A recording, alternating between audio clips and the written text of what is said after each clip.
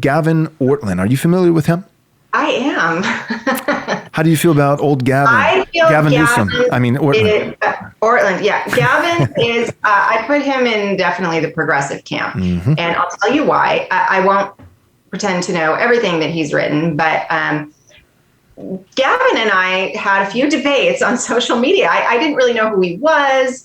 I was familiar with his brother's book, a little bit familiar with his dad, but he was putting forward these arguments about climate change. Well, I'm married to a meteorologist, so I know a little something about that. And he was arguing that this is an issue Christians really need to care about.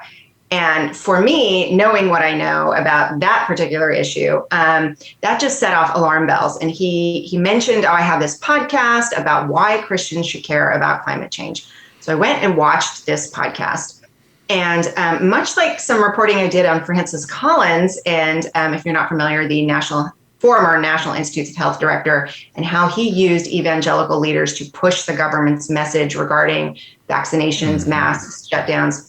Well, in this case, Ortlund was using the UN and the arm that studies climate change to argue this is great evidence. You should go look at this, and it will tell you why there is a scientific consensus. Which, by the way, anytime you hear scientific consensus as an argument these days, big alarm bells should go off. They don't really want you asking questions about it.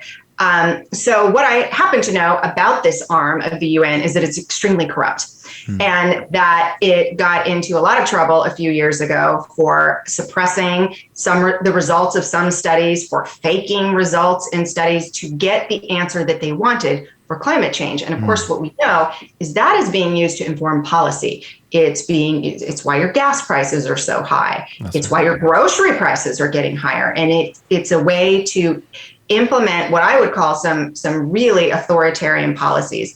So when you are using your platform as a pastor to say Christians should care about this issue that the government is particularly pushing and using government sources, that to me is you're an activist now.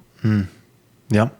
I agree. No, I think that Gavin Ortlund, I always say he's one of my favorite race hustlers, right there with Al Sharpton.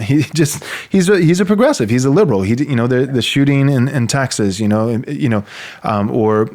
particularly the one in Buffalo, but it's immediately racialized, and he just he will speak. He's not a pietist, so he's not even close. He's not, let's stay out of politics. No, like Tim Keller, and I would say even more so. Tim Keller probably is just wiser and older about, how to say it, but he just, without any shame at all, he's just immediately getting involved in every political, cultural issue, but always on the side of the political left. You can immediately ascertain what Gavin is going to think about anything based off of what's the recent report that came out of the White House. All right, Gavin will mirror that, but wrapped in some theological language. I have a half-written essay about that, and I really got to get it done. Oh, okay. All right. Climate change issues in particular. Cool. We look forward to looking at that. Wait. Real quick, before you go, do me a favor. Subscribe to our YouTube channel. Click the bell so you'll be notified with all our new content as it comes out on a daily basis. And if you're willing to support this ministry, you can do so by going to rightresponseministries.com/donate. Thanks so much. God bless.